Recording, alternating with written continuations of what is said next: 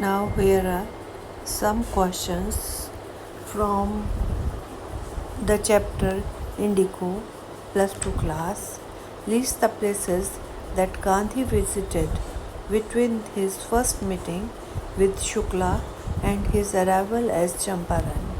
उन स्थानों के नाम बताइए जहाँ गांधी जी गए अपनी पहली मुलाकात शुक्ला के साथ होने के दौरान और उसका अराइवल चंपारण में.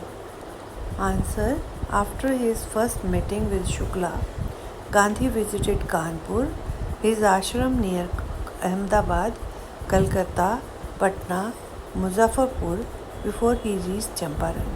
गांधी जी कानपुर गए अपने आश्रम में जो अहमदाबाद के पास था, कलकत्ता गए, पटना गए, मुजफ्फरपुर गए इससे पहले कि वो चंपारण पहुंचते. शुक्ल से अपनी पहली मुलाकात और चंपारण पहुंचने के बीच गांधी ने जिन स्थानों का दौरा किया उनकी सूची बनाएं. शुक्ला से अपनी पहली मुलाकात के बाद गांधी जी ने चंपारण पहुंचने से पहले अहमदाबाद के पास स्थित कानपुर, कलकत्ता, पटना और मुजफ्फरपुर का दौरा किया. What did the peasants pay the British landlords as rent? What did the British now want instead and why?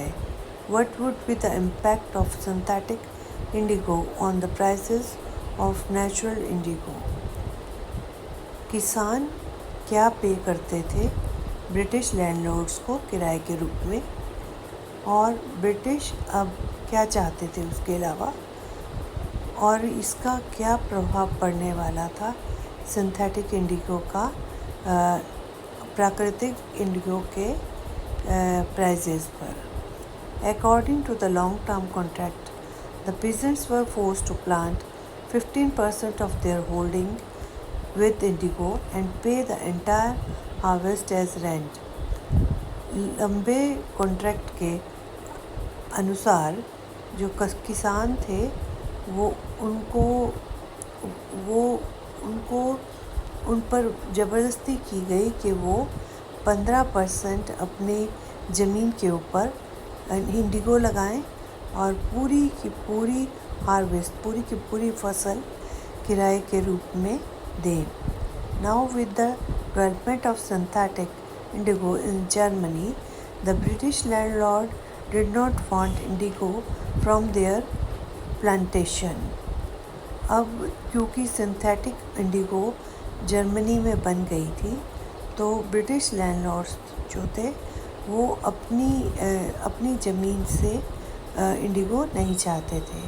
Hence the shrewd landlords decided to release the peasants of Champaran from the 15% arrangement on the payment of compensation.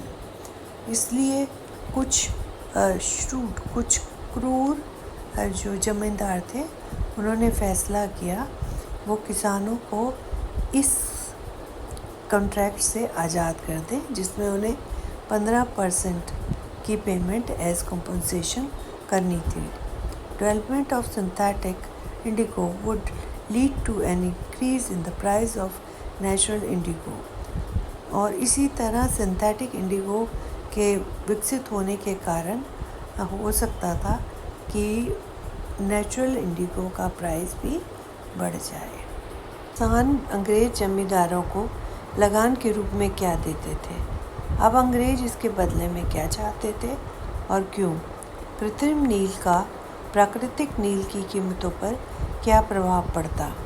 उत्तर: दीर्घकालिक अनुबंध के अनुसार किसानों को अपनी जोत के 15% हिस्से पर नील की खेती करनी पड़ती थी और पूरी फसल का किराया देना पड़ता था.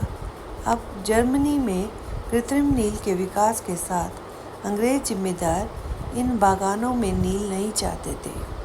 इसलिए चतुर जमींदारों ने मुआवजा देकर चंपारण के किसानों को 15% की व्यवस्था से मुक्त करने का फैसला किया. कृत्रिम नील के विकास से प्राकृतिक नील की कीमत में वृद्धि होगी। Gandhi considered the Champaran episode to be a turning point in his life. Gandhi considered the Champaran episode to be a turning point in his life because he realized the civil disobedience, which has triumphed for the first time, could go a long way in the freedom struggle. Moreover, he had succeeded in making the peasants aware of their rights and becoming confident.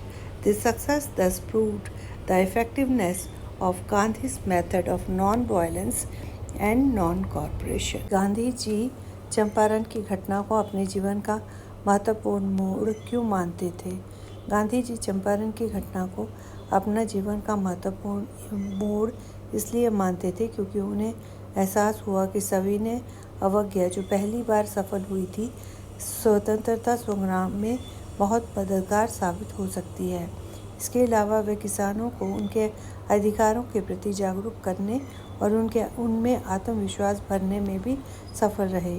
इस प्रकार इस सफलता ने गांधी जी की अहिंसा और असहयोग की पद्धति की प्रभावशीलता को साबित कर दिया।